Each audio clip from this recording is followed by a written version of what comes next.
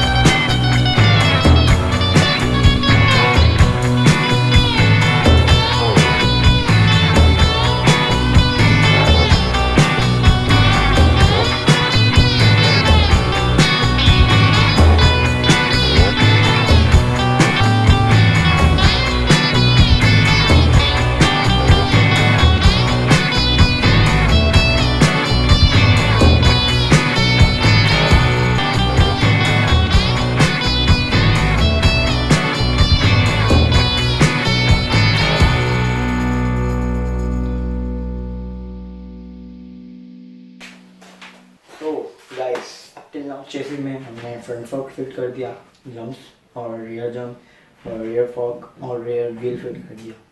Front wheel क्यों नहीं fit किया, उसका एक रीज़न ये है कि उसमें जो है एक्सेल का थोड़ा सा इशू आ गया है और स्पेसर का थोड़ा सा इशू है।